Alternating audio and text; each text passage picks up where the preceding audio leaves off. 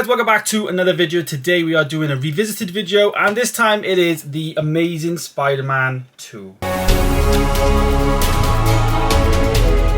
The Amazing Spider-Man 2 is the second installment into Andrew Garfield's, have a go at Spider-Man, and it's arguably seen as, most people see it as the worst Spider-Man film out there, and for me, this is probably the first time I've ever watched this after seeing it in the cinema for the first time. I hadn't seen this, I don't tend to watch this, I have no real emotional connection to this, not like the original trilogy, and it just doesn't hit the spot for me, you know? I mean, even on the cover here, you've got the Green Goblin, who is played by Dane DeHaan. Then we've got Jamie Foxx playing Electro, obviously Andrew Garfield, Gwen Stacy played by Emma Stone, and then Paul Giamatti, who plays Rhino, although Rhino is basically in it for the last, minute of the movie. Yeah, it's the worst Spider-Man film by a country mile, in my opinion. I've been watching all of them now, I'm 5 movies in, and it's definitely the worst one.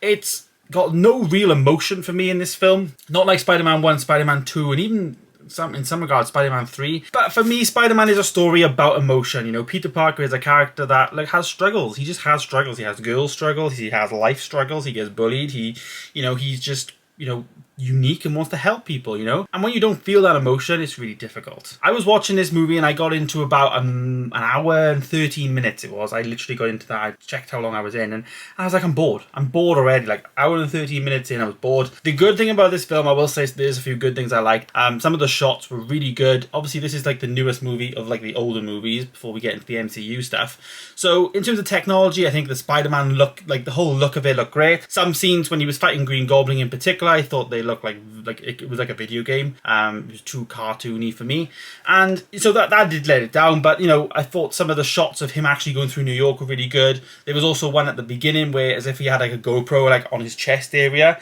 and you could see his point of view, which was good. It's the first time I've seen that in the previous 4 movies. So it was nice that they tried to do something a little bit different. I also do really like his suit in this one as well. He's got a bit bigger eye lenses as well, and there's more blue on this than red. It's not a bad thing. Some people don't like it, but I really do. I gotta be honest, I do like it. Jamie Foxx, on the other hand, I liked his initial character and I liked what he was standing for and all that, but then it just got worse. The whole look of it didn't really put me off. The whole blue aspect is fine, but yeah, Jamie Foxx, there's no emotion there, he's he just wants to be noticed, and the story is not substantial enough for me. It just leaves more questions left unanswered than needed to be, really. The baddie of a Spider-Man villain is just, doesn't need to have too many questions, in my opinion. The same with Dane DeHaan's performance in Green Goblin. James Franco and Tobey Maguire versus Andrew Garfield and Dane DeHaan. There's no comparison. Tobey Maguire and James Franco was the whole Harry Osborn, Peter Parker dynamic.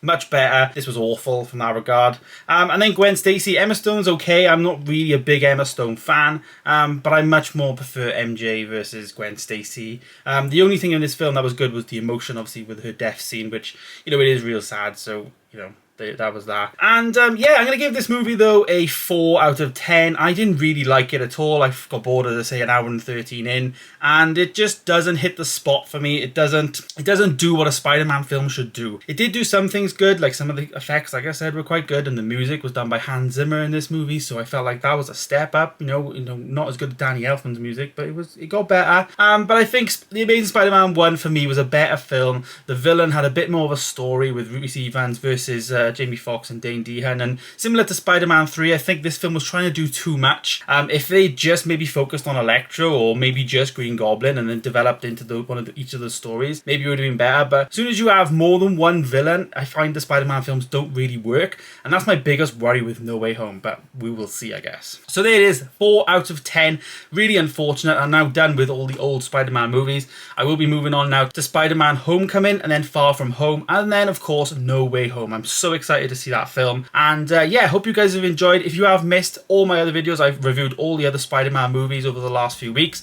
Please go and check those out. They're all there on the channel. Thank you guys so much for watching. Stay tuned for more, and of course subscribe if you are new. I will see you, of course, in the next one.